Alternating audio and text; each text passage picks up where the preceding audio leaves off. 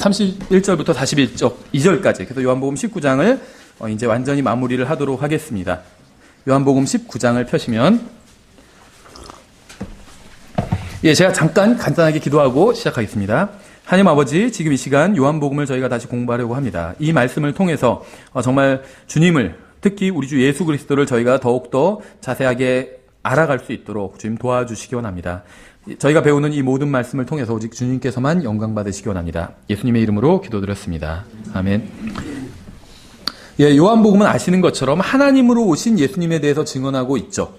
그러니까 마태복음은 왕이신 예수님, 마가복음은 종이신 예수님, 누가복음은 인간으로 오신 예수님, 각각 다른 측면에 대해서 증언을 하고 있어요. 그러니까 진리가 있으면 그 진리가 여러 가지 측면을 가지고 있는데 각각 다른 측면에 대해서 증언하고 있는데 요한복음은 하나님으로 오신 예수님에 대해서 증언을 하고 있습니다. 그래서 십자가 위에서의 고통에 대해서는 정말 굉장히 간략하게 그냥 기술하고 있어요. 왜냐하면 하나님은 무엇인가에 고통받는 분이 아니거든요. 그래서 십자가 위에서 고통은 정말 아주 간략하게 기록하고 그냥 넘어가고 있다는 거죠. 요한복음에선.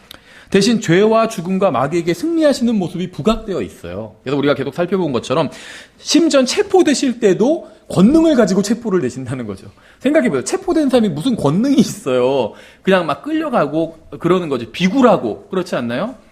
예전에 그 교보문고 앞을 지나가는데 이제 지금은 뭐 책이 필요하면 그냥 인터넷으로 다 구매를 하고 온라인으로 이러는데 예전에 이제 실제 가서 구매를 많이 했어요. 그런데 거기서 그 교보문고에서 사실 책을 훔치는 사람이 굉장히 많아요. 그래서 일반 고객으로 이렇게 가장한 직원들도 꽤 많아요. 교보문고 그 안에. 그런데 어떤 청년이 붙잡힌 거예요. 그래가지고 직원한테 붙잡혔어요.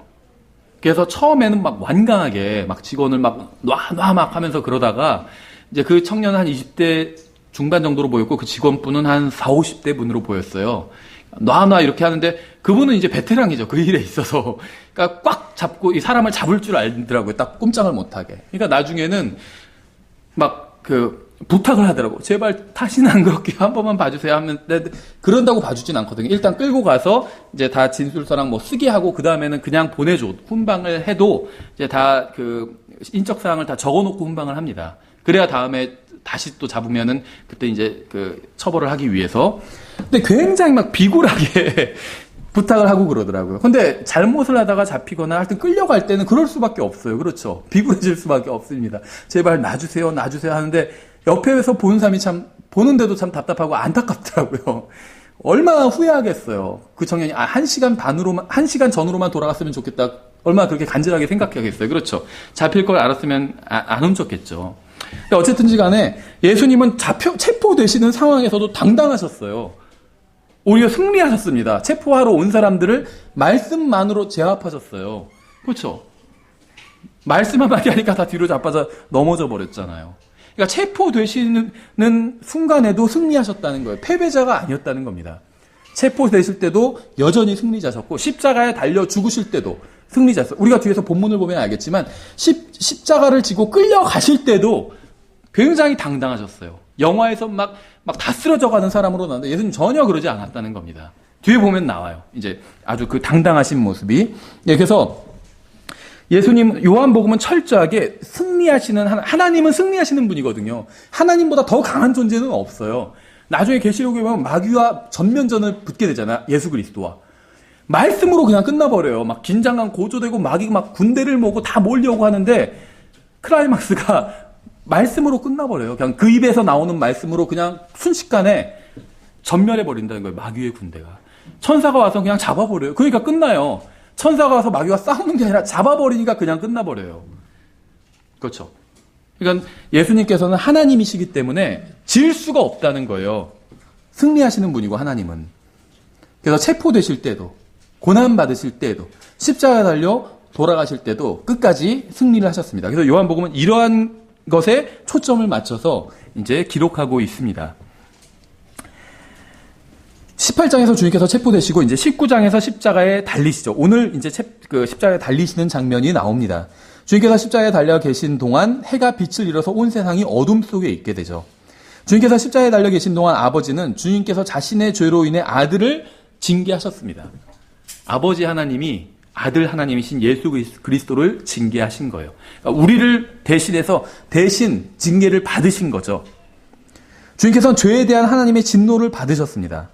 그 징계가 끝났을 때 예수님께서는 다 이루었다 이렇게 외치고 돌아가신 것이죠. 온 세상의 모든 죄에 대한 값이 십자가 위에서 치러졌습니다. 성경은 아버지 하나님께서 예수 그리스도를 상하게 하는 것을 기뻐하셨다고 말씀하고 있어요. 아들을 사랑하는 아버지는 아들을 징계할 때 다른 사람들이 보지 않는 곳에서 징계하죠.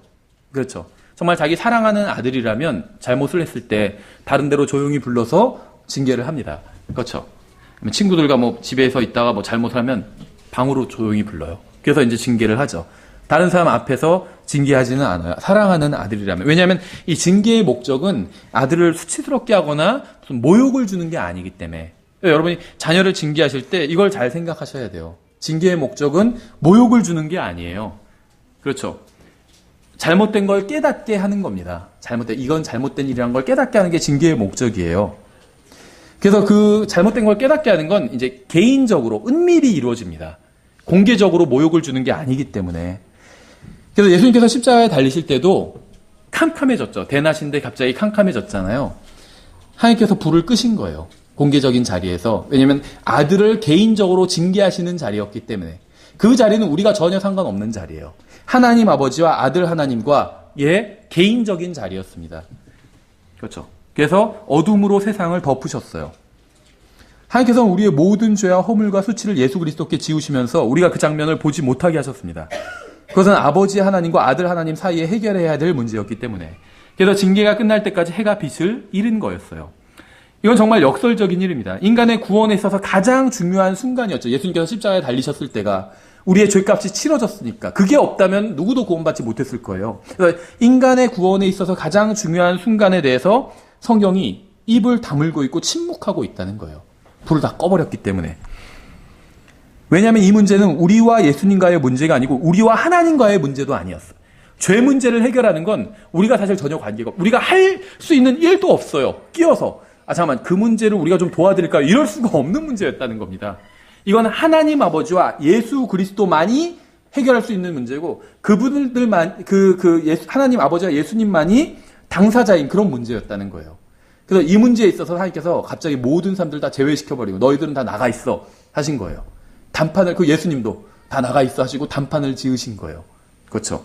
그래서, 우리의 구원에 관한 문제인데 아이러니컬하게도 우리는 완전히 이 문제에 있어서 일단 제외된 겁니다. 왜냐하면 우리는 여기에 대해서 할 수 있는 일이 아무것도 없었기 때문에. 그래서 이 문제는 아버지 하나님과 아들 하나님 간의 문제였고 주님께서는 이 문제를 공개적인 장소에서 불을 끄고 개인적으로 해결하신 겁니다. 성령님께서는 예수님께서 얼마나 큰 고통을 당하셨는지 요한복음에서는 단 한마디도 기록하지 않으셨어요. 물론 우리는 예수님께서 얼마나 큰 고통을 당하셨는지 알고 있고 충분히 상상할 수 있어요. 그렇죠? 십자가 위에서의 고통이란 걸 우리가 충분히 상상할 수 있고 또 알고 있습니다. 성경의 다른 부분을 통해서. 근데 요한복음은 그것에 대해서 아무 말도 하지 않고 있다는 거예요. 왜냐하면 요한복음은 철저하게 하나님이신 예수 그리스도에 대해서 증언하고 있기 때문에 하나님은 고통당하시는 분이 아니기 때문에 요한복음은 그저 그들이 예수님을 십자가에 못 박았다 이렇게 아주 담담하게 기록하고 있어요. 그렇죠? 십자가에 못 박히기 얼마나 대단한 일이에요. 엄청난 일이고. 근데 그들이 그분을 십자가에 못 박고 이렇게 그냥 아주 간단하게 설명하고 넘어간다는 겁니다. 주님께서는 우리가 믿음을 주님의 고난이나 고통이나 수치에 두지 않고 주님께서 이루신 일에 두기를 원하십니다. 그렇죠? 이게 하나님을 믿는 거예요. 예수 그리스도께서는 여러분의 죄값을 치러주셨어요. 그래서 주 예수 그리스도를 믿으면 구원을 받게 되는 겁니다. 주님께서 당하신 고통에 대해서 지나치게 강조할 필요가 없습니다. 왜냐하면 성경은 주님께서 당하신 고통에 대해서 간략하게 설명하고 넘어가기 때문에 주님께서 십자가 위에서 느낀 고통과 감정과 어떤 느낌에 대해서도 강조할 필요가 없어요. 성경은 주님의 느낌이 아닌 주님께서 이루신 일, 주님께서 받으신 고난이 아닌 주님께서 이루신 일, 이 사실에 관해서 성경은 선포하고 있습니다. 그렇죠. 그래서 예전에 멜 깁슨이 만든 패션 오브 크라이스트라는 영화가 있었죠. 그러니까 그리스도의 고통이라는 우리나라 말로 하면 제목의 영화였죠. 그 영화가 다 잘못됐다는 거 아니에요. 나름대로 의미가 있겠죠. 그런데 하나님께서 우리가 주목하기를 원하시는 것은 무엇이냐면 그리스도의 고통이 아니에요. 그리스도께서 다 이루어 놓으신 일입니다. 왜냐하면 이것만이 우리를 죄에서 구원하고 우리를 자유롭게 할 수 있기 때문에. 그리스도의 고통이 아니라 그리스도께서 다 이루어 놓으신 이 일이 우리를 자유롭게 한다는 거죠. 우리가 그리스도의 고통을 믿는 것이 아니라 그리스도께서 다 이루어 놓으신 그걸 믿는 거예요. 그리스도를 믿고 그리스도께서 다 이루어 놓으신 일, 그걸 믿는 게 우리가 할 일이라는 것이죠. 어떤 사람들은 주님께서 당하신 고난을 흉내내기 위해서 채찍질을 막 하거나, 주로 카톨릭에서 그렇죠. 필리핀에서 막 이런 퍼포먼스가 자주 일어나잖아요. 자기 자신을 막 자해하거나 아니면은 무슨 뭐 십자가를 만들어서 지고 가는 이런 퍼포먼스를 하죠. 그러니까 다분히 좀, 우리나라에선 개신교에서도 하긴 하는데 다분히 좀 카톨릭적인 그 성향을 가진 사람들이 합니다. 그렇죠. 저도 뭐 이게 정확한 건지는 모르겠지만 제가 조사해보진 않아서 뭐 필리핀이 사실은 굉장히 좀 이상해요. 그 종교 비율이 뭐 70%가 카톨릭인데 뭐 60%가 부두교다 이렇게 얘기해요. 그럼 그게 뭔 의미죠? 예, 마치 뭐 러시아에서 투표하면은 뭐 푸틴이 뭐 120%로 당선되고 이런 거나 마찬가지인 거죠. 어떻게 그 일이 가능한 건지는 모르겠지만, 예. 근데 이제 주님의 어떤 고난을 체험한다고 하면서 이런 일을 해요. 막 진짜로 막 그 쇠가 달린 걸 채찍질을 가해요. 죽지 않을 만큼 막 그렇게 채찍질을 하는 거죠. 그 고난 주간에 주로 이런 짓을 합니다. 이런 퍼포먼스를 해요. 십자가 지고 막 다니고. 근데 진짜 이러한 일은 불필요하고 쓸데없는 행위에 불과합니다. 이런 거 하라고 하신 적이 없어요. 우리는 주님께서 당하신 고통을 이해하거나 체감하고 구원받는 게 아니라 주님께서 십자가 위에서 이루신 일을 믿고 구원받기 때문이에요. 어떤 고통을 당하셨는지 막 체감할 필요가 없어요. 주님께서 한 번도 당하신 고통에 동참하라고 체감하라고 하신 적이 없습니다. 구원받기 위해서는 전혀 상관없다는 거예요. 그런 일은 그냥 주님께서 다 이루어놓으신 일을 믿으면 되는 겁니다. 그렇죠? 구원을 위해서라면 우리는 해야 할 일이 아무것도 없어요. 그저 하나님께서 주시는 구원을 믿음으로 받아들이면 되는 겁니다. 우리의 구원은 예수님께서 십자가에서 다 이루어 놓으셨기 때문에. 예, 그래서 오늘 계속해서 요한복음 19장을 한번 보겠습니다. 이해를 위해서 이제 앞에 몇 구절을 좀 보고 이제 그 31절부터 볼게요. 먼저 1절을 보시면, 그때 빌라도가 이런 까닭에 예수님을 데려다가 채찍질 하더라. 군사들이 가시나무로 관을 엮어 그분의 머리에 씌우고 자젓의 긴 옷을 그분께 입히고 이르되 만세 유대인들의 왕이여 하며 손으로 그분을 때리니라. 이거 다 이제 주님을 수치스럽게 하고 모독하기 위한 행위입니다. 그렇죠?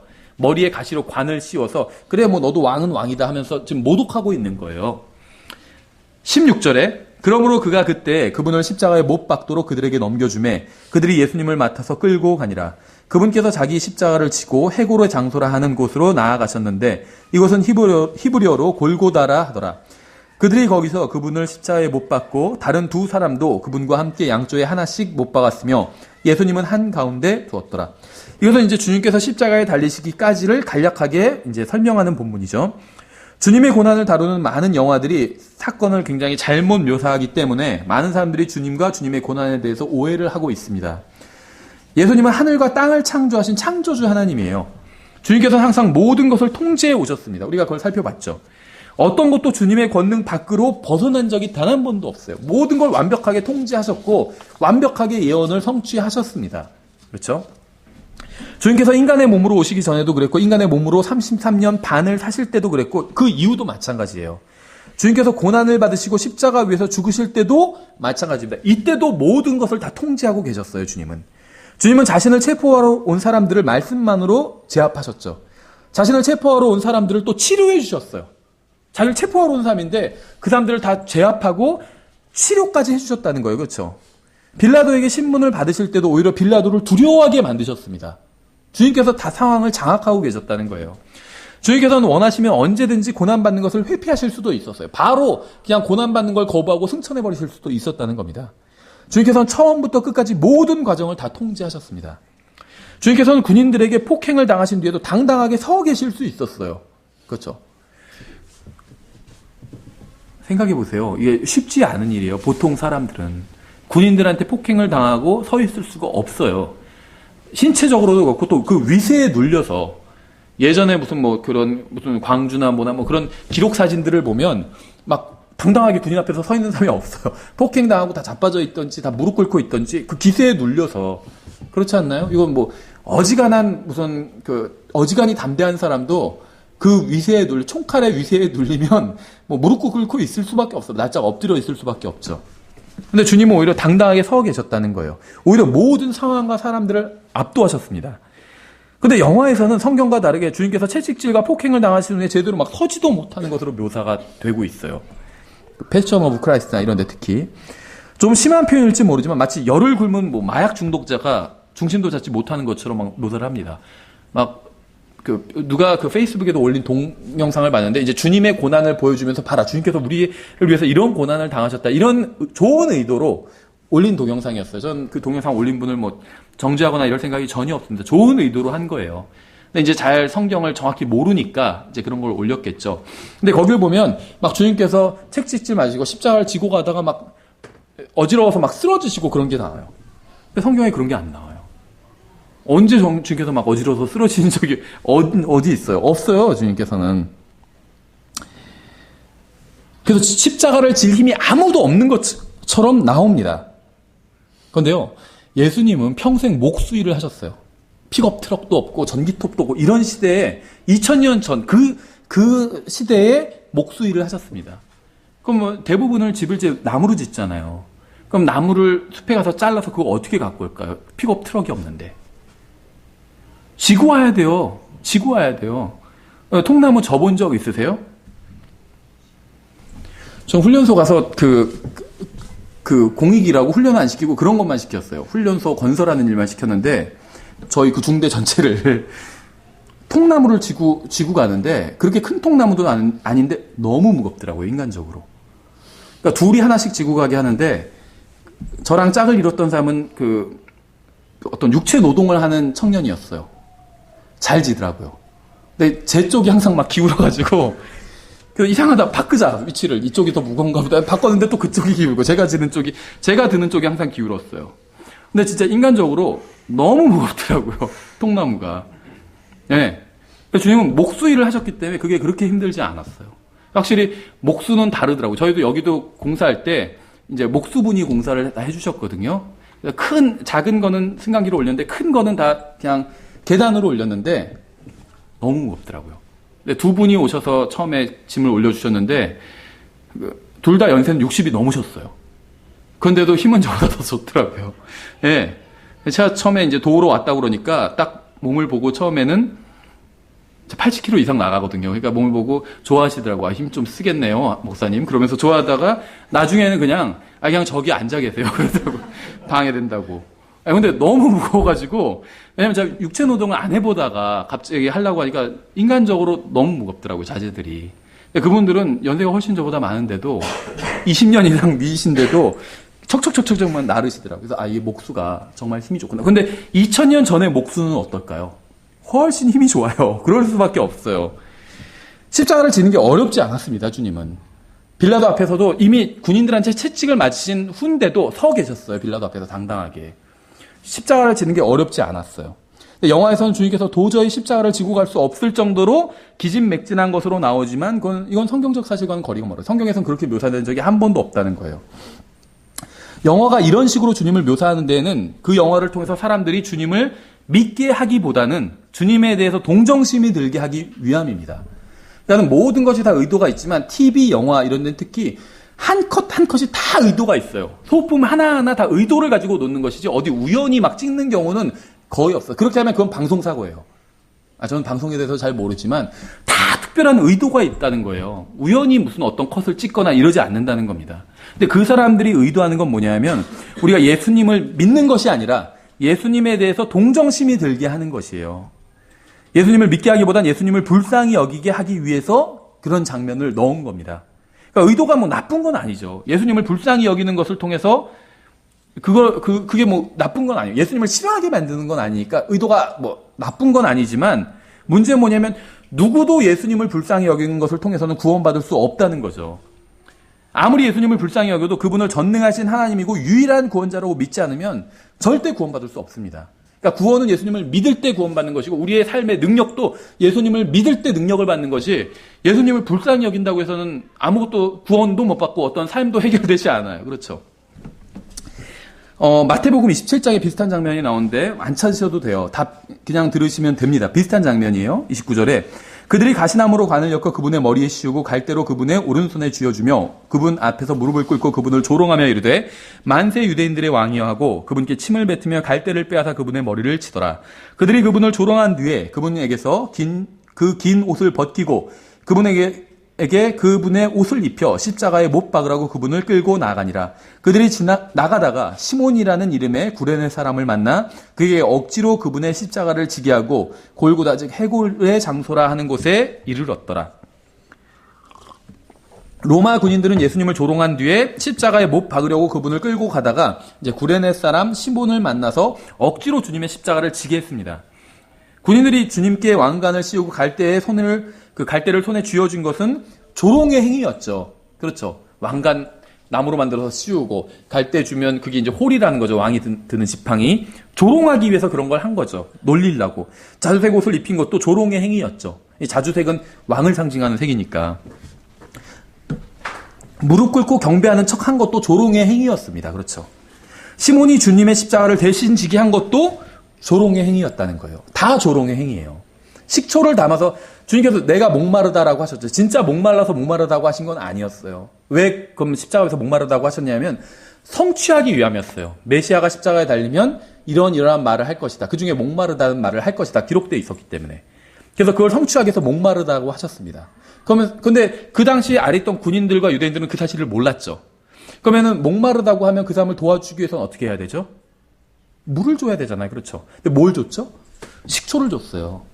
목말라? 식초를 생각해 보세요. 손님이 왔는데 목마르네요. 근데 자요 하고 식초 주면 어떻게 될까요? 홍식초 이런 거 말고 진짜 식초를 주면 난리가 나겠죠. 화를 내겠죠. 조롱하는 행위예요. 놀리는 행위고. 마찬가지예요. 십자가를 주님은 충분히 지을 수 있었습니다. 그런데 십자가를 이 구레네 사람 시몬이 지게 했어요.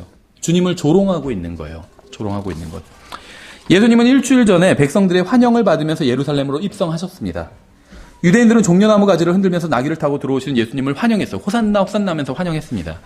그런 예수님에게 왕을 상징하는 것이 아닌 범죄자를 상징하는 십자가를 지고 누군가 뒤를 따르게 함으로 주님을 조롱하고 있는 거예요. 왕이 가면 뒤에 누가 따라가나요? 우리나라 사극 봐도 넷이랑 잔뜩 군인들이랑 호위 무관들이랑 잔뜩 따라가잖아요. 왕은 혼자 가지 않아요. 가면은 뒤에 그 부하들이 많이 쭉 따라갑니다. 그렇죠. 근데 예수님의 뒤를 지금 누가 따르고 있죠? 시골에서 온 어떤 아저씨가 따르고 있어요. 그렇죠. 게다가 그 왕을 상징하는 것이 아니라 범죄자를 상징하는 십자가를 지고 따르고 있어요. 조롱하는 거예요. 그래서 일주일에 있었던 일에 대한 어떤 반대되는 일을 보여주고 있는 겁니다. 유대인들한테. 봐라. 너희는 지금 이 사람을 왕으로 환영했었지. 일주일 전에. 봐라. 근데 이게 이 사람의 실체다. 이 사람 뒤에 누가 따르고 있냐? 부하냐? 아니잖아. 십자가 지고 따르고 있어. 이제 이 십자가의 형벌을 받을 거야. 이 사람은. 이런 의미로 조롱하는 거예요. 지금. 예수님은 십자가를 지고 가실 수 있었어요. 그런데 구레네 사람 시몬을 억지로 십자가를 지고 가게 했습니다. 예수님이 십자가를 지고 갈 수 있었다는 건 뒤에 예수님이 십자가를 지십니다. 실제. 그러니까 여기서도 십자가를 지고 가실 수 있었어요. 예수님을 조롱하기 위해서 이런 일을 군인들이 꾸민 것이란 것이죠. 군인들은 시몬이 골고다까지 십자가를 지고 가게 했습니다. 그래서 언투라고 돼 있어요. 전치사가. 골고다까지. 누가복음 23장에도 비슷한 그 본문을 제가 읽어볼게요. 빌라도가 그들이 요구한 대로 되도록 선고하고 그들이 원하던 자 곧 폭동과 살인으로 인해 감옥에 갇힌 자는 그들에게 놓아주고 예수님은 넘겨주어 그들의 뜻대로 하게 하니라. 그들이 그분을 끌고 가다가 시골에서 오고 있는 시몬이라는 구레네 사람을 붙잡아 그에게 십자가를 지워주고 그가 예수님 뒤에서 그것을 지고 가게 하였더라. 백성과 또 그분으로 인해 슬피 울며 애통하는 여자들의 큰 무리가 그분을 따라오더라. 잘 보세요. 그러나 예수님께서 그들을 향해 돌이키시며 이르시되 예루살렘의 딸들아 나를 위해 울지 말고 너희와 너희 자녀들을 위해 울라. 보라 날들이 이르리니 그때 그들이 말하기를 수태하지 못하는 자와 해산하지 못한 태와 젖먹이지 못한 젖이 복이 있다 하리라. 그때 그들이 산들에게 말하기 시작하여 이르기를 우리 위에 무너지라 하며 작은 산들에게 이르기를 우리를 덮으라 하리라. 그들이 푸른 나무에 이런 일들을 행할진대 마른 것에서는 무슨 일이 행해지리요 하시니라.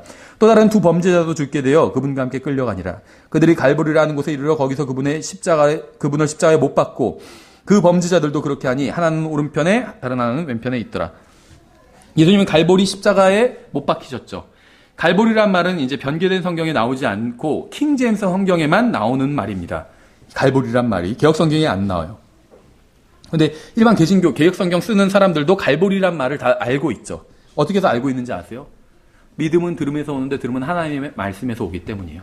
킹잼 성경 하나님의 말씀이죠. 킹잼 성경을 통해서 이 갈보리란 것을 알게 되었기 때문에 갈보리란 말을 쓰고 있는 겁니다. 어쨌든 간에 예수님은 앞서 걸어가셨고 시몬은 예수님 그 십자가를 지고 주님의 뒤를 따라갔어요. 주님은 힘이 다 빠져서 기진맥진한 상태가 아니었습니다. 주님은 십자가에 못 박히기 위해서 갈보리로 가는 중에도 사람들에게 성경을 가르치시면서 예언하고 계셨어요. 생각해보세요. 지금 제가 읽은 본문 한번 생각해 보세요. 예루살렘의 딸들아 나를 위해 울지 말고 너희와 너희 자녀들을 위해 울라 보라 날들이 이르니 그때 그들이 말하기를 수태하지 못하는 자의 이런 내용, 성경에 지금 다른 복음서에 나오는, 복음서 다른 부분에 나오는 주님의 가르침과 분위기가 똑같죠. 주님께서 성경을 그냥 가르치고 계시죠. 그냥 헉헉거리시면서 막 하시는 것이 아니라는 거예요. 지금 막 생각해 보세요. 영화에서 막 걸을 힘도 없고 가다가 쓰러지고 이렇게 나오잖아요.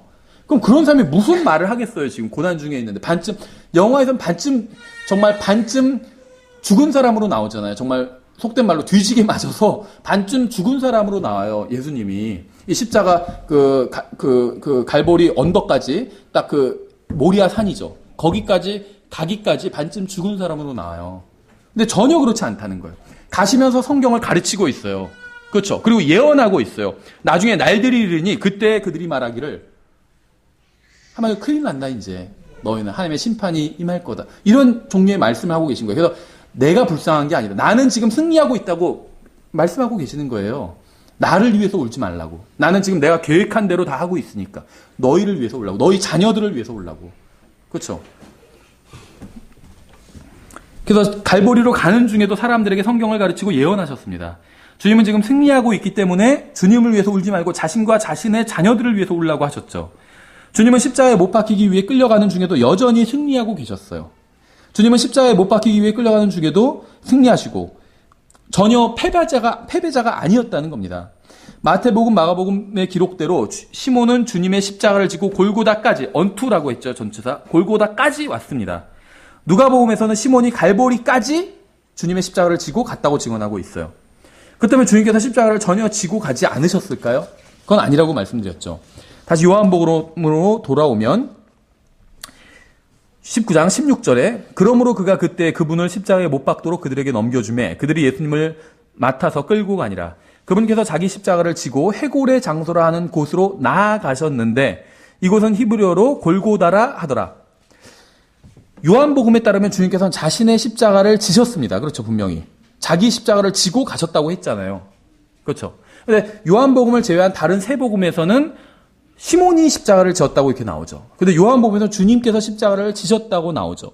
이게 모순되어 있는 내용이 아니라 성경은 아주 정확한 사실을 기록하고 있는 거예요. 다만 서로 다른 사건의 다른 부분을 설명하고 있다는 거죠. 갈보리라는 큰 장소가 있어요. 이게 그 산 위에요. 언덕이에요. 일종의. 그러니까 구약 성경에서는 이게 어디냐면 모리아산이에요. 모리아산. 모리아산 하니까는 감이 오시죠. 왜 이 갈보리에서 처형되셨는지. 우리가 뒤에서도 한번 살펴볼게요. 이걸 창세기 22장에서.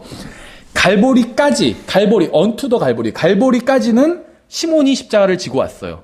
근데 갈보리에 딱 이르러서 거기서는 지금 요한복음에서 어떤 전치사를 쓰고 있냐면 인투예요. 인투. 갈보리 내로 들어가실 땐 거기서 이제 주님께서 십자가를 지신 거예요. 그러니까 이게 스페링이 하나만 바뀌었죠. 언투, 유에서 인투, 아이로 바뀌었죠. 그런데 성경이 완벽하게 조화를 이루고 있는 거예요. 갈보리까지, 거기 서울까지는 네가 운전해. 서울부터는 내가 운전할게. 이거나 마찬가지예요. 그렇죠? 인투 더 서울 안으로 들어갈 때 내가 운전하는 거예요. 언투 더 서울까지는 언투 더 시티, 이 도시까지는 이 사람이 옆에 친구가 운전하고, 예를 들면. 그래서 갈보리까지는, 골고다까지는 시몬이 십자가를 지고 왔고, 그 이후부터는 골고다에 이르러서는 이제 인투, 예수님께서 십자가를 지신 겁니다. 그렇죠? 이건 결코 우연이 아닙니다. 십자가를 지는 것, 이 시몬이 십자가를 진 것도 꼭 겉으로 보면 군인들이 시몬 억지로 잡아다가 지게 한 것 같죠. 그 예수님을 모독할 생각으로, 나쁜 의도로 그렇게 했어요. 근데 이거는 우연이 아니에요. 갈보리까지는 다른 사람이 십자가를 지고, 갈보리부터는 이제 처형장까지 가는 데는 주님께서 십자가를 지시려고 주님께서 의도적으로 그렇게 하신 거예요. 왜냐하면 이건 1800년 전에 이미 예언된 것이기 때문에. 어디 나오죠? 창세기 22장에 나오죠. 창세기 22장에 1절부터 7절까지 제가 상황 설명을 위해서 쭉 읽어보겠습니다. 22장 1절에 이 일들 뒤에 하나님께서 아브라함을 시험하시려고 그에게 이르시되 아브라함아 하시니 그가 이르되 보소서 내가 여기 있나이다 하매 그분께서 이르시되 이제 내 아들 곧 내가 사랑하는 내 유일한 아들 이삭을 데리고 모리아 땅으로 가서 이삭이 유일한 아들이었나요? 이것은 좀 다른 의미가 있겠죠. 그렇죠? 모리아 땅으로 가서 이 모리아와 갈보리가 동일한 장소예요. 둘 다 그 언덕입니다. 같은 장소예요. 같은 장소. 근데 이게 그 과거에 서울이 한양으로 불리다가 지금은 서울로 불리는 거나 마찬가지예요. 과거엔 모리아였는데 나중에 골고다 갈보리가 됩니다. 모리아 땅으로 가서 거기서 내가 내게 일러줄 산들 중에 하나에서 그를 번제의 헌물로 드리라 하시니라. 아브라함이 아침에 일찍 일어나 나귀의 안장을 얹고 자기와 함께한 자기 청년들 가운데 2명과 자기 아들 이삭을 데리고 번제 헌물에 쓸 나무를 쪼개어 가지고 일어나 하나님께서 자기에게 말씀해 주신 곳으로 갔더라. 그때 셋째 날에 아브라함이 눈을 들어 그곳을 멀리서 바라보니라. 아브라함이 자기 청년들에게 이르되 너희는 나귀와 함께 여기에 머무르라. 나와 아이는 저기에 가서 경배하고 너희에게 다시 오리라 하고는 아브라함이 번제 헌물에 쓸 나무를 취하여 자기 아들 이삭에게 지게 하고 자기는 불과 칼을 손에 들고 그들 두 사람이 함께 가더라. 아버지와 아들만의 문제였기 때문에 이 문제는 이삭이 자기 아버지 아브라함에게 말하 이르되 내 아버지여 하니 그가 이르되 내 아들아 내가 여기 있노라 하매 그가 이르되 불과 나무를 보시거니와 번제 헌물로 쓸 어린 양은 어디 있나이까 하니. 잘 보세요. 아버지인 아브라함이 있죠. 아들인 이삭이 있습니다. 그리고 또 다른 두 사람이 아들과 함께 있었어요. 번제에 쓸 나무는 처음에는 나귀가 지고 왔습니다. 산까지는 모두 다 함께 왔어요. 근데 번제 드릴 장소에 거의 다 이르자 아버지는 나귀에게서 나무를 취해서 아들이 지게 했어요. 이제 이삭이 지게 했다고 나오잖아요. 그렇죠? 그러니까 이삭이 지지 않았던 거예요. 그때까지는. 근데 이제부터는 이삭이 지게 됩니다. 모리아 산에 이르러서. 거기서부터는 아들이 나무를 지고 번제를 드릴 장소까지 간 겁니다.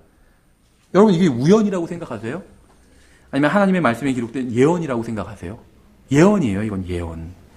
그 다음 절, 8절. 아브라함이 이르되 내 아들아 번제 헌물로 쓸 어린 양은 하나님께서 자신을 위하여 예비하시리라.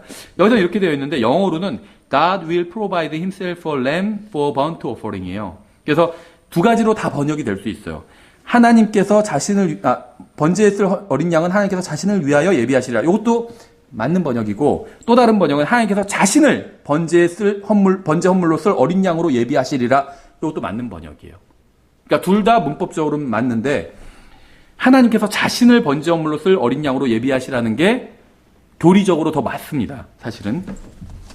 하고 이처럼 그 두 사람이 함께 가서 14절에 아브라함이 그곳의 이름을 여호와 이레라 하였으므로 이날까지 사람들이 이르기를 주의 산에서, 이 모리아 산이 주의 산이에요. 이게 갈보리고 그것을 보리라 하느니라. 주님께서는 자신을 어린 양으로 준비하셨고 사람들은 주님의 산에서 그것을 보게 되었습니다. 창세기 22장에서 어린 양이 안 나와요. 아브라함의 예언에서만 주님께서 자신을 어린 양으로 예비하시리라 이렇게 말하고 있고 실제로 거기에 그 나뭇가지에 걸려있던 양은 수양이었어요. 어린 양이 아니라. 램이 아니라 철자 4개로 이루어진 램이 아니라 3개로 이루어진 수양, 램, RAM인가요? 수양이었다는 거예요. 수양. 우리는 복음서에서 아버지와 아들과 이름이 나오지 않는 두 사람이 갈보리로 가는 것을 보죠. 번제에 쓸 나무인 십자가는 아들이 아닌 다른 누군가가 갈보리까지 가져왔고 그 다음에는 아버지께서 아들이 지고 가게 하셨습니다. 결국 아들은 희생물로 드려졌지만 창세기 22장에서처럼 살아서 그 동산을 떠났어요. 그렇죠. 예수님은 희생제로 드려졌지만 살아서 그 동산을 나오셨잖아요. 창세기 22장에서는 주님께서 어린 양을 준비해 주지 않으셨어요. 하지만 1800년 후에 주님께서는 자신이 어린 양이 되셨습니다. 준비해 주신 거죠. 사복음서가 성령님의 의도대로 정확하게 기록되었기 때문에 창세기 22장의 예언이 성취되었다는 것을 우리가 알 수 있죠. 예수님께서는 창세기 22장에서 이삭이 그랬던 것처럼 갈보리부터 처형 장소까지 십자가를 지고 가셨습니다. 나무, 처형 도구, 나무를 지고 가셨죠. 번제에 쓸 나무를 지고 가신 거죠. 신문 장소부터 갈보리까지는 시몬이 십자가를 지고 갔지만 그 이후부터는 주님께서 십자가를 지고 가신 거예요. 그러니까 사복음서는 모순이 아니라 조화를 이루고 있어요. 주님께서는 갈보리까지 가시는 길이나 십자가를 지고 가실 때에도 단 한 번도 쓰러지거나 넘어진 적이 없습니다. 하늘과 땅에 있는 모든 것들이 주님의 능력으로 유지되고 있어요. 그러니까 십자가를 지고 가는 것이 주님께 별로 어려운 일이 아니었습니다. 억지로 지고 가신 게 아니에요. 자기가 기쁨으로 지고 가신 거예요. 순종하는 마음으로. 군인들이 모독하려는 의도에서 일부 구간에서 시몬이 십자가를 지게 했을 뿐입니다. 그런데 이것조차도 예언의 성취였다는 거죠. 이삭이 모리아산까지 나무를 지고 가지 않았어. 다른 누군가가 지고 갔다가 모리아산부터 이삭이 나무를 지기 시작했거든요. 창세기 22장에 나오는 대로. 예, 그래서 이 주제는 여기까지 하고 이제 25절에 보시면 이제 예수님의 십자가 곁에는 그분의 어머니와 그분의 이모요 글로바의 아내인 마리아와 막달라 마리아가 서 있더라. 마리아는 정말 대단한 여자예요. 침례교 성도들은 로마 카톨릭에 대한 반감 때문인지는 모르지만 마리아를 평가절하하는 경향이 있습니다. 마리아 얘기 잘 안 하려고 하고. 근데 침례교회도 카톨릭 교회만큼이나 마리아를 왜곡하고 있는 거예요. 마리아는 선한 여인이었습니다. 그녀는 아들을 사랑했어요. 그래서 예수님의 십자가 곁에 끝까지 남아 있었습니다. 이렇지 않은 부모도 있었죠. 예를 들면 그 예수님께서 눈을 뜨게 해주신 부모 있죠. 그럼 자기 아들이 처음부터 소경이었고 예수님이 눈을 뜨게 해주셨다는 거 다 알고 있었어요. 근데 모른다고 얘기했죠. 모른다고. 그러니까 직접 물어보라고 하고 모른다고 했어요. 왜냐하면 조금이라도 안다고 하고 예수님께서 해주신 일을 인정하면 그러면 자기들도 어떤 유대교에서 추대를 당하거나 아니면 어떤 불이익을 당할까 봐 모른다고 딱 잡아댔죠. 근데 마리아는 그런 사람이 아니었다. 마리아는 선한 여자였어요. 구원자만 아닐 뿐이지 굉장히 훌륭하고 선한 여자였습니다. 하나님께서 택하신 아주 깨끗한 그릇이었어요, 마리아는. 그래서 마리아는 생각해 보세요. 자기한테 굉장히 자기가 불이익을 당할 수도 있어요. 그런데도 불구하고 끝까지 십자가 곁에 서 있었어요. 그렇죠. 아들을 사랑했습니다. 26절. 그러므로 예수님께서 자기 어머니와 자기가 사랑하던 제자가 곁에 서 있는 것을 보시고 자기 어머니에게 이르시되 여자여 당신의 아들을 보소서 하시고 그 뒤에 그 제자에게 이르시되 내 어머니를 보라 하시니 그때부터 그 제자가 그녀를 자기 집으로 모시니라.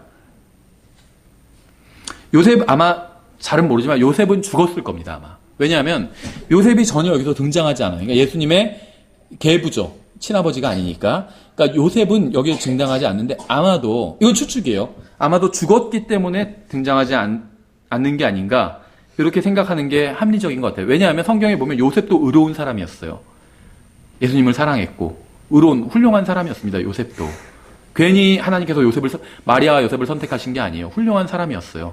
근데 여기에 등장하지 않는 것으로 보아 도망갔다고 보기는 좀 자연스럽지가 않죠. 그래서 아마 이미 죽었을 겁니다. 만약에 마리아가 있는데 요셉도 살아있다면 둘이 계속 살면 되잖아요. 근데 지금 마리아 홀로 남은 거예요. 둘이 살다가. 자녀들은 다 결혼해서 나갔고. 그러니까 이제 그 마리아만 남아서 이제 마리아를 어딘가에 의탁해야 하는 그런 상황이 온 거죠. 요셉은 없다고 보는 게 그래서 자연스러운 것 같아요. 뭐 확실하다 그렇게 얘기할 수는 없지만. 그런데 주님께서 마리아를 요한에게 의탁하신 장면 굉장히 큰 의미가 있습니다. 이 장면을 보면 이 세상에서의 생활을 위한 어떤 의무와 영적 관계가 둘 다 무시되지 않고 있다는 걸 알 수 있어요. 하나님을 섬긴다는 것은 가족을 돌보지 않는 것에 대한 어떤 핑계가 될 수 없습니다. 주님의 일을 한다고 해서 남편이나 아내나 아이들을 돌보지 않아도 되는 것 절대 아니라는 거죠. 하나님의 일을 한다고 해도 여전히 가족을 돌볼 의무는 있다는 거예요. 그러니까 주님을 사랑하고 진정한 주님의 제자가 된다는 것은 좋은 남편이 되고 좋은 아내가 되고 좋은 부모가 되고 좋은 자녀가 되고 좋은 시민이 되는 것을 의미합니다. 저 다음에 신앙은 좋지만 가정은 개판이야. 이거는 그러면 신앙이 좋은 게 아니에요. 믿음은 좋지만 집에서는 되게 싫어하더라고. 그거는 뭔가 문제가 있는 거예요. 훌륭한 그리스도인이 되면 훌륭한 남편이 되고 훌륭한 아내가 되고 훌륭한 자녀가 돼요. 훌륭한 부모가 되고 훌륭한 시민이 되고 이 세상에서 삶을 위한 의무는 전혀 행하지 않으면서 훌륭한 그리스도인이 될 수 있는 방법은 전혀 없습니다. 예수님께서는 십자가 위에서 온 세상의 죄값을 치르셨어요. 이거보다 더 큰 하나님의 일이 어디 있겠어요. 지금 예수님께서 십자가 위에 달리실 때 가장 중요하고 가장 큰 일을 하셨죠. 하나님을 위해서 가장 큰 일을 하셨어요. 하나님을 위해서 예수님보다 더 큰 일을 할 수 있는 사람은 아무도 없습니다. 그렇죠? 하지만 하나님을 위해서 가장 큰 일을 하고 있는 바로 그 순간에도 육신의 어머니를 잊지 않으셨다는 거예요. 그렇죠? 하나님의 일을 해야 하기 때문에 늙은 부모를 돌볼 수 없다는 건 이건 핑계라는 겁니다. 핑계. 주님께서는 그렇게 하라고 말씀하신 적이 단 한 번도 없어요. 그때부터 그 제자가 그녀를 자기 집으로 모시니라. 마리아는 예수님 외에도 여러 자녀들을 낳았습니다. 그렇지 않나요? 이거 되게 이상해요. 요셉은 죽었을 거라고 추측을 하는데 예수님의 다른 형제들은 죽지 않았어요. 그렇죠? 형제들이 많았고 또 여자 형제들, 자매들도 있었습니다. 하지만 주님은 이들 중 누구도 마리아를 잘 모시지 못할 것이라고 생각하셨어요. 그렇죠. 그러니까 맡기지 않은 거죠. 자매들도 있었지만 그들 역시 마리아를 잘 모시지 못할 것이라고 생각했어요. 이건 생각해 볼 문제예요. 주님께서는 요한이 자신을 사랑한다는 사실을 알고 계셨습니다. 그래서 결국 자신의 사랑하는 사람에게 어머니를 의탁한 거예요. 예수님께서 누군가에게 중요한 일을 맡기실 때 누구에게 맡기시는지 아세요? 자신을 사랑하는 사람에게 맡기시는 거예요. 중요한 일을. 그렇죠.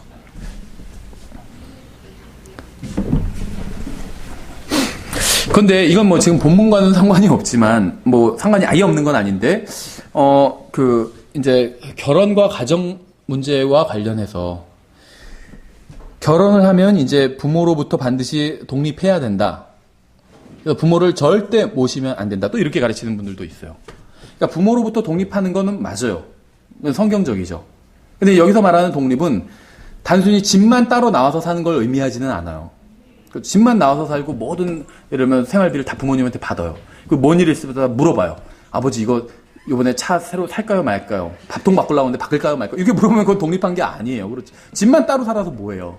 그러니까는 부모로부터 독립한다는 건 아버지와 어머니를 떠나서 여자와 남자가 한 몸이 된다는 건 정말 경제적, 그러니까 지리적, 집으로부터 독립하고 경제적, 정신적 다 독립하는 겁니다. 그렇죠. 이게 독립이에요. 그러니까 이게 일단 성경적인 원칙으로 맞습니다. 부모로부터 따로 나와서 사는 거예요. 경제적으로도 독립하고. 그럼 근데요, 너무 힘들어서 독립할 수가 없어요. 그러면 결혼을 하면 안 돼요. 혼자 가정을 이루고 살 수 없는데 왜 가정을 이루려고 해요? 그럼 좀 늦춰야 돼요. 그걸 준비가 될 때까지 늦춰야 됩니다. 근데 이제 준비가 됐어요, 다. 독립할. 정신적으로도 됐고, 경제적으로도 됐어요. 일을 하고 있기 때문에 할 수 있어요, 독립을. 그러면 이제 결혼해서 부모로부터는 떠나가야 되고, 부모도 거기에 간섭하면 안 됩니다. 어떤 분은 잘못 성경을 또 알아가지고, 부모한테 순종하라고 했다. 그거는요, 결혼하지 않은 자녀들을 말하는 거예요. 성경에서 남자, 여자, 아이들, 이렇게 말하고 있거든요. 아이들이 크면 남자가 돼요. 여자가 되고, 아이들로 계속 남아있지 않는다는 거죠. 그래서 그러니까 결혼한 자녀도 부모님을 공경해야 되지만, 부모님의 말에 순종할 필요가 없어요. 만약에 저희 아버지가 저한테 너 이제부터 교회 나가지 마 그러시면 제가 부모님한테 순종해야 되니까 교회를 안 나오면 어떻게 되겠어요? 그건 아니죠. 그래서 이미 결혼해서 가정을 꾸린 사람은 아이가 아니라 더 이상 부모님의 자녀는 자녀지만 아이는 아니에요. 남자가 된 겁니다. 여자가 된 것이고. 그럼 이제 모든 걸 다 순종해서 시키는 대로 할 필요는 없다는 거예요. 우리 가정의 일을 또다시 내가 머리가 돼서 예전에는 우리 아버지가 머리였는데 아버지의 가정에선 아버지가 머리였고 내가 그 머리의 밑에 권위 아래에 있는 멤버였잖아요. 근데 이제는 내가 머리가 된 거예요. 자매님 같으면 그 조력자가 된 것이고. 그래서 이제 독립적으로 해야 되는데 다만 이제 그게 성경적인 원칙은 맞는데 어떤 분은 여기에 더해서 그러면은 그 부모를 모셔서는 절대로 안 된다 이렇게 하는데 그거는 아니에요. 왜냐면 여기서도 보세요. 요한은 독립했어요 이미. 근데 요한한테 네가 나를 정말 사랑하니까 내 어머니를 네 어머니처럼 모셔달라 이렇게 한 거죠. 그래서 여자여 보소서 아들이니다. 그 요한아 보라 어머니다. 이렇게 소개를 해준 거죠. 지금 어머니 아들 관계를 맺어준 거예요. 요한이 동의를 한 것이고. 그래서 모시고 갔잖아요. 그래서 모시는 것이죠. 그래서 충분히 독립을 해도 모실 수 있다는 거예요. 이런 모셔야 되는 상황에서 모실 수밖에 없다는 거예요. 모시는 게 비성경적인 게 아니라는 겁니다. 근데 이제 여기까지는 딱 성경적인 얘기고, 이제 그 다음에 그러면 실제적으로 언제부터 어떻게 모실 수 있냐 하는 건 이건 제 생각이에요. 근데 이제 제가 봤을 땐 굉장히 성경적으로 합리적이다라고 생각하는 생각인데 어떤 기준으로 모시냐 하면 부모님이 완전히 힘이 없을 때 모실 수 있는 것 같아요. 그래서 사람이 늙으면 다시 아이처럼 되잖아요. 무슨 말이냐면 그 사람이 성장하면 부모님으로부터 독립해서 이제 독자적으로 살 수 있잖아요. 그렇죠? 근데 나이가 더 들면 거동도 힘들어지고 밥도 못 하잖아요. 그러면은 다시 아이가 되는 거예요. 아이는 밥을 못 하잖아요. 그렇죠? 누가 케어해 줘야 돼요. 부모님도 나이가 들면 그렇게 된다는 거죠. 그때는 모실 수 있다는 거죠. 그렇죠? 왜냐하면 가정에는 머리가 하나만 있어야 돼요. 머리가 2개, 3개가 되면 그 가정에 속한 멤버들이 이렇게 견뎌낼 수가 없습니다. 생각해 보세요. 예를 들면 뭐 시어머니, 시아버지, 장인, 장모 다 마찬가지예요. 근데 예를 들면 시어머니를 모시고 사는데 그러면은 며느리가 아내가 남편이 머리잖아요. 남편을 따라야 되는데 시어머니가 다른 명령을 내렸어요. 그럼 어떻게 해요? 그냥 무시하기가 현실적으로 쉽지 않잖아요. 그렇죠? 반대도 마찬가지예요. 장인 장모님이랑 사는데 장인 장모님이 또 다른 막 의견을 내고 그건 안 돼 하면서 막 강력하게 하면 그냥 무시하기가 힘들잖아요. 현실적으로. 그렇죠. 그래서 이런 경우는 안 된다는 거예요. 근데 부모님이 아무런 이제 의견을 내지 않으시고 그래 뭐 가자. 그러니까 이사 어디로 갈 겁니다 하면은 그래 뭐 네 가는 대로 따라가겠다. 무조건 이렇게 가시면은 그러면 이제 모실 수 있는 거예요. 자녀들도 그렇죠. 이사 어디로 갈 거다 하는데 자녀들이 아 거기는 안 돼 하면서 강하게 물론 뭐 친구들 잃어버리니까 어쩌고 이런 거는 얘기할 수 있어도 강하게 막 반발을 하면서 뭐 반답니다. 저는 안 갑니다. 뭐 이럴 수는 없잖아요. 자녀들이. 그냥 따라가는 거죠. 부모님이 간다 그러면. 부모도 마찬가지라는 겁니다. 그럴 때 모실 수 있지 않나. 저는 그렇게 생각해요. 왜냐하면 더 이상 부모님이 이제 머리가 아니기 때문에 머리는 하나만 있어야 돼요. 집에. 그래야지 그 가정이 제대로 돌아갈 수 있다는 겁니다. 그 부모님도 반대로 그렇게 생각할 때 같이 살 수 있는 게 아닌가 이렇게 생각해요. 그러니까 아들이 아니면 뭐 사위가 머리라는 걸 인정을 하고 우리는 다시 그 자녀처럼 돌아가서 거기에 순종하고 살겠다 했을 때 같이 살 수 있다고 생각을 합니다. 이건 제 생각이에요. 근데 그래야 이게 프랙티컬하게 현실적으로도 맞아 떨어지게 되지 않나 이렇게 생각을 합니다. 예, 그래서 어쨌든지 간에 어머니를 모시고 사는 건 죄가 아니라는 거. 어떤 분은 성경에서 떠나라고 했기 때문에 자기는 모시고 싶어도 절대 못 모신다고 하는데 그거는 핑계예요. 제가 봤을 때 모시고 싶어도가 아니라 모시기 싫어요. 제가 그분 마음을 알기 때문에. 그런데 핑계만 되는 거죠. 그럴듯한 핑계. 성경에서 떠나라고 했다. 떠날 수밖에 없다는데 여기서는 모시고 가라고 했잖아요. 모시고 갔고. 그렇죠? 예, 좀 빠르게 진행하겠습니다. 31절. 그런즉 그날은 예비일이므로 유대인들이 안식일에 그 몸들을 십자가에 남겨두려 하지 아니하여 빌라도에게 그들의 다리를 꺾고 그 몸들을 치워달라고 간청하니 이는 그 안식일이 큰 날이었기 때문이라. 유대인들은 무죄한 사람을 죽이면서도 명절에 대한 걱정을 했어요. 하나님을 대적하면서도 명절을 망치지 않고 잘 보내고 싶었다는 거죠. 하지만 하나님이 함께하지 않는 명절은 아무런 의미가 없습니다. 그렇죠? 유대인들은 의로운 분을 죽이는 것은 아무 상관이 없지만 유월절을 망치는 것은 큰 문제라고 생각했어요. 마치 교통사고가 났는데 차에 보니까 범퍼가 약간 찌그러졌어요. 그러니까 사람은 죽어 있는데 죽은 사람 보지도 않고 범퍼 막 보면서 어떻게 범퍼 찌그러졌어? 막 이런 거 걱정하는 거랑 똑같은 거죠. 이게 바로 종교예요. 종교. 어떤 시스템, 명절 이걸 굉장히 중요하시 여겨요. 그날 무슨 날인데 왜 안 나왔어? 막 그렇게 한다. 사정이 있어서 못 나올 수도 있죠. 사람이 먼저가 아니라 그 어떤 형식 이런 게 먼저가 되는 것. 이게 종교입니다.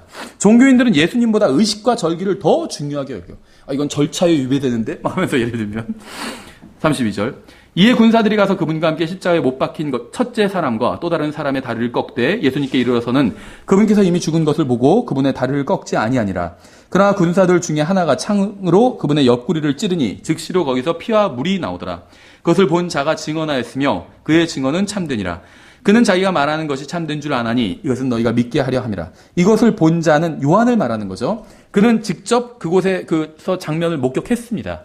그렇죠. 그래서 예수님께서 아들이니다, 뭐 어머니다 이렇게 소개할 수가 있었던 거죠. 그러니까 요한은 정말 예수님을 사랑했던 거예요. 자기 어떤 불이익을 감수하고 그 자리까지 끝까지 남아 있었던 거죠.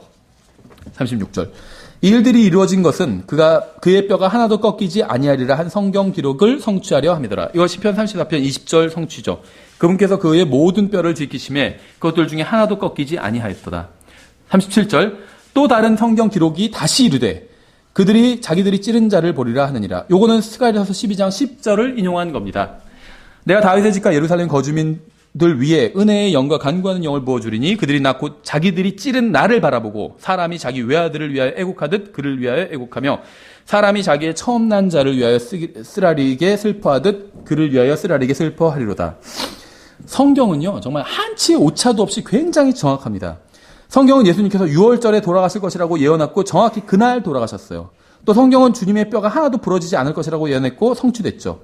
구약 성경에서 이 부분을 기록한 사람은 주님께서 십자가 위에서 죽으실 것이지만 십자가형, 그 형벌 때문에 죽지는 않으시고 스스로 목숨을 내놓으실 것이라는 사실을 알고 있었던 겁니다. 예수님의 옆구리를 창으로 찔렸던 군인은 자신이 성경의 예언을 성취하고 있다는 사실을 몰랐겠죠. 근데 시편과 스가랴를 기록한 것이 누구이든 간에 그들은 십자가 위에서 무슨 일이 일어날지 정확히 알고 있었던 거예요. 하나님의 말씀을 믿었다면, 자기들이 기록하는 걸 믿었다면.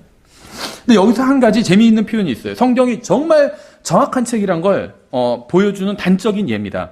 36절에 뭐라고 하냐면 잘 보세요. 36절과 37절은 다 성경을 성취한 거죠. 그렇죠? 근데 36절에 뭐라고 하냐면 성경 기록을 성취하려 함이라 이렇게 말씀하고 있죠. 근데 37절에도 성경 기록을 성취하려 함이라 이렇게 해도 될 것 같죠. 그렇죠? 근데 그렇게 기록하지 않고 성경 기록이 다시 이르되 이렇게 말하고 있죠. 이 차이가 뭔지 아시겠어요? 이게 우연이 아니에요. 성취하려 한다는 것은 기록된 그 부분이 바로 지금 성취되고 있다 이 말이죠. 즉 시편 34편 20절이 요한복음 19장 36절에서 성취되고 있다는 겁니다. 근데 성경 기록이 말한다는 건 좀 달라요. 이건 성취하는 것이 아닌 인용하고 있는 거예요. 이 일에 대해서 이런 말씀이 있다. 이게 성취는 아닌데 인용하고 있는 겁니다. 인용. 왜 그러냐 하면 스가랴서 12장 10절 그들이 찌른 나를 바라보리라. 이 말씀 보면 생각나는 거 없으세요? 계시록에 나오죠. 계시록에. 재림에 관한 말씀이에요. 재림에 관한 말씀. 그렇죠. 근데 스가랴서 12장 10절은 초림에만 해당되는 말씀이 아니라 재림에도 해당되는 말씀입니다. 따라서 여기서 성취했다고 표현하면 스가랴서 12장 10절을 초림에만 한정시키게 돼요. 그렇죠. 그러니까 요한복음 19장 37절은 스가랴서 12장 10절을 성취한 것이 아니라 인용한 것이기 때문에 성취했다고 표현하지 않는다는 거예요. 이게 이제 우리나라 말로는 제가 성취, 인용 좀 말을 다르게 하는데 영어로 표현하면 이래요. 성취했다는 건 fulfill이죠. fulfilled. 이게 성취했단 말이에요. 그러니까 filled는 채우다는 거죠. 근데 채웠는데 얼만큼 채웠냐면 full, 가득 채웠다는 겁니다. 이게 성취했다는 거예요. 그래서 예를 들면 그 36절은 시편 34편을 가득 채웠습니다. 이 시편 34편 20절은 요한복음 19장 36절에서 성취가 완전히 가득 찼어요. 끝났어요. 그런데 이 스가랴서 12장 10절은 요한복음 19장 37절에서 fulfill, 가득 차지 않았어요. 왜냐하면 fulfill 되는 거는 계시록, 재림에서 fulfill 되기 때문에. 그러면 요한복음 19장에서는 fulfill이 아니라 어떻게 표현할지 될지 모르겠지만 partly fill이 된 거예요. partly fill. 그러니까 부분적으로 찬 거예요. 그러니까 fulfill이라는 건 예언의 성취예요. 우리나라 말로는 이게 어감이 안 오는데 영어로는 fulfill은 예언의 성취에서 완전히 채운 것이고 여기서는 완전히 스가랴서 12장 10절을 완전히 채운 게 아니라 요거는 초림과 재림에 대한 양쪽 다에 대한 말씀이기 때문에 반반씩 채운 거예요. 그래서 여기서는 성취했다 이렇게 말하지 않고 그냥 다시 이르되 이런 식으로 다른 식으로 표현하고 있다는 거죠. 성경이 정확하게 아무렇게나 막 쓴 게 아니라는 겁니다. 그렇죠? 성령님께서 이러한 모든 사정을 아시기 때문에 성경을 정확하게 기록하신 거예요. 아마 요한은 이 부분을 읽으면서 이런 거 몰랐겠죠, 요한은. 그러니까 이 부분을 요한은 기록하면서 여기서도 성취한 거라고 써야겠다 이렇게 생각했을 수 있어요. 성령님께서 막으셨겠죠. 거기서는 성취라고 하지 말고 그냥 그저 말했다, 이르되 이렇게 기록해라 이렇게 하셨겠죠. 그러니까 요한이 왜요? 여기도 이거 성취한 거 아닌가요? 요한은 이랬겠죠. 아니야, 내가 나중에 설명해 줄게. 나중에 계시록에서 나오죠. 나중에 다른 책에선 성취했다고 해. 근데 여기선 성취가 아니야. 이렇게 성령님께서 요한을 인도해 주셨겠죠. 아마도. 예, 성경은 정확한 책입니다. 우리는 킹제임스 성경을 고칠 필요가 전혀 없어요. 성경을 읽고 그 말씀에 순종하면 됩니다. 그러면 하나님께 영광을 돌리게 됩니다. 성경을 자신의 생각으로 고치려고 하지 말고 있는 그대로 말씀을 받아들이면 믿음이 성장하게 됩니다. 38절 아리마대의 요셉은 예수님의 제자였으나 유대인들을 두려워하여 은밀히 따르더라. 이 일 뒤에 그가 빌라도에게 간청하여 자기가 예수님의 몸을 가져갈 것을 구하매 빌라도가 허락하니라. 그러므로 그가 가서 예수님의 몸을 가져가니라. 마태복음 27장 57절에 의하면 아리마대의 요셉은 부자였습니다. 마가복음 15장 43절에 의하면 그는 존경받는 공회원이었어요. 누가복음 23장 50절에 의하면 그는 선하고 의로운 사람이었어요. 아리마대 요셉은 부자였죠. 성경은 부자라고 해서 다 나쁜 사람이라고 말씀하지 않습니다. 지금 이 시대에도 하나님을 두려워하는 존귀한 부자들도 있어요. 그들로 인해서 많은 문서사역이나 선교사역이 유지되고 있습니다. 부자이면서 주님을 사랑하고 섬기고 주님과 바른 관계에 있는 사람은 얼마든지 있습니다. 부자라고 해서 다 지옥에 가는 건 절대 아니라는 거죠. 누군가 여러분보다 잘 산다고 해서 그 사람 시기할 필요가 전혀 없다는 거예요. 그 사람은 여러분보다 잘 사는 집에서 태어났거나 아니면 열심히 일해서 돈을 벌었거나 아니면 로또 번호를 잘 맞췄을 뿐인 겁니다. 그렇죠? 이 세 개 중에 하나겠죠. 그러니까 이거는 영혼의 문제와는 전혀 관계가 없어요. 그렇죠? 그냥 나보다 부자인 거지. 아리마대 요셉은 또 공회원이었습니다. 공무원이나 변호사나 의사를 시기하고 그들에 대해서 함부로 단정짓고 정죄하는 사람들도 굉장히 많이 있어요. 지난 교회에서도 그런 얘기하는 사람 많았어요. 의사들은 다 의사들 말 믿으면 안 돼. 의사들 말대로 하면 다 죽어. 막 이런 분도 있어요. 굉장히 의사에 대해서 불신을 갖고 얘기하더라고요. 또 변호사들 다 도둑놈이야. 이렇게 얘기하고 있어요. 그래서 법조계처럼 썩은 데가 또 그러면은 전 그런 말을 들을 때 그런 생각이 들 때 썩지 않은 데도 있나요? 의료계, 법조계, 교육계, 뭐 안 썩은 데가 있나요? 썩었고, 한 7, 80%는 부패했고, 나머지 20, 30%는 그래도 괜찮은 사람들 있고, 다 그렇지 않나요? 그럼 뭐, 종교계는 안 썩은, 다 부패했고, 킹잼성 이쪽도 마찬가지예요. 썩을 대로 다 썩었어요. 다만, 부패하지 않은 사람들도 있는 거죠. 의사들도 마찬가지예요. 그런 사람들에 대해서 함부로 막 시기하거나, 무슨 정죄할 필요가 없다는 겁니다. 여러분보다 돈을 더 많이 벌거나 나은 직업을 가지고 있다고 해서 그들이 악할 것이라고 생각하는 건 굉장히 어리석은 짓입니다. 이 세상에는 훌륭하고 신실한 부자들과 변호사들과 의사들이 있어요. 특정한 직업이나 신분을 가졌다고 해서 그 사람의 영적인 상태를 함부로 판단하고 정죄해서는 안 됩니다. 시기는 뼈를 썩게 해요. 다른 사람을 시기하지 말고 주인만 바라보고 열심히 일하면 됩니다. 제가 아는 어떤 형제도 우리 교회에 있는 형제는 아닌데 사역자가 되고 싶어 해요. 그런데 시기를 해요. 다른 사람들을.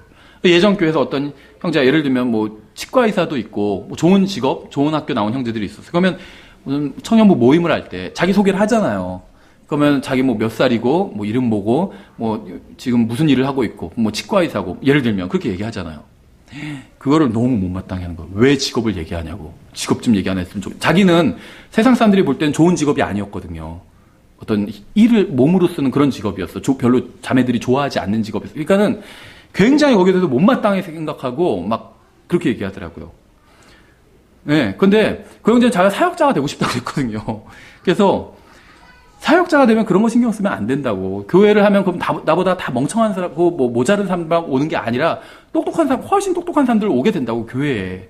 근데 그런 사람들을 그럼 어떻게 그런 사람들을 목회를 하겠냐고. 예. 네.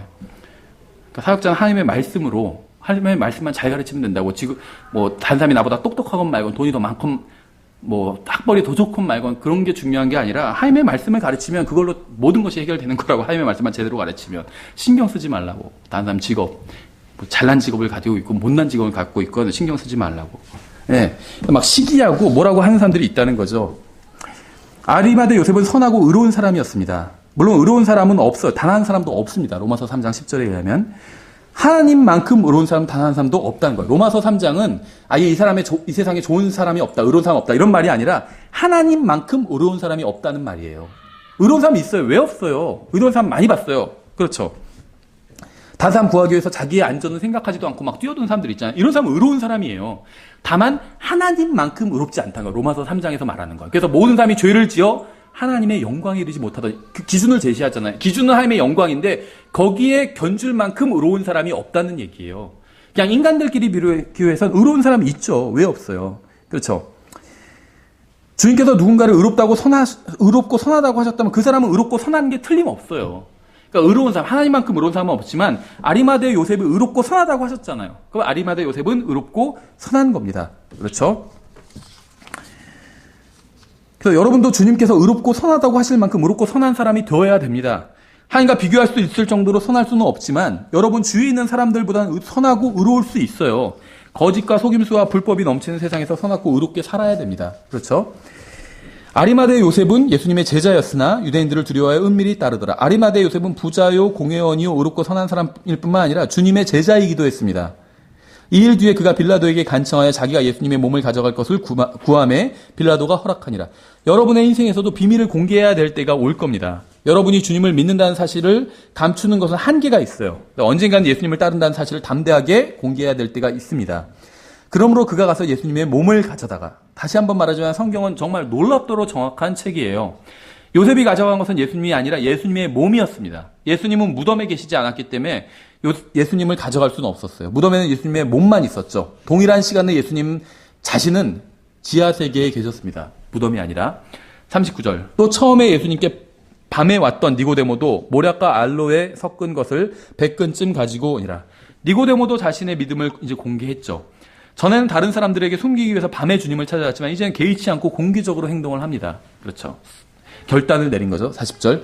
그때 그들이 예수님의 몸을 가져다가 유대인들이 장사 지내는 방식으로 그 향품들과 함께 아마포에 쌌더라. 그런데 그분께서 십자가에 못 박히신 곳에 동산이 있었고 그 동산 안에는 결코 사람을 둔 적이 없는 새 돌무덤이 있더라. 그러므로 그들이 유대인들의 예비일로 인해 예수님을 거기에 두니 이는 그 돌무덤이 가까이 있었기 때문이더라. 주님에 관한 이야기가 여기서 끝나지 않았다는 게 정말 감사하지 않나요? 주님께서 돌아가시고 주님의 무덤을 이렇게 썼다 하고 성경 끝나지 않는다는 거죠. 그렇죠. 주님에 관한 이야기는 죽음으로 끝나지 않습니다. 20장, 21장에 남아있어요. 너무 감사하지 않나요? 모든 사람들은 살기 위해 태어납니다. 하지만 주님은 죽기 위해서 태어나신 유일한 분이에요. 모든 아기들은 살기 위해서 태어날 때 단 한 아기만 죽기 위해서 태어났죠. 그리고 그 한 분만을 통해서 우리는 모두 죄를 씻을 수 있고 용서받을 수 있게 되었습니다. 단 한 사람도 구원받지 못하는 것은 하나님의 뜻이 아니에요. 아담으로 인해서 이 세상에 죽음과 죄가 들어왔습니다. 이 죽음과 죄는 모든 사람들에게 유전되어 모든 사람들이 죄를 짓고 죽게 되었어요. 죽기 위해 태어난 분으로 인해서 살기 위해 태어난 우리는 살 수 있게 된 거죠. 그래서 주님의 죽음으로 19장은 끝납니다. 하지만 19장으로 성경이 끝나지 않는다는 점에 우리는 감사할 수 있는 거죠. 그래서 오늘 여기까지 살펴보겠습니다. 찬송가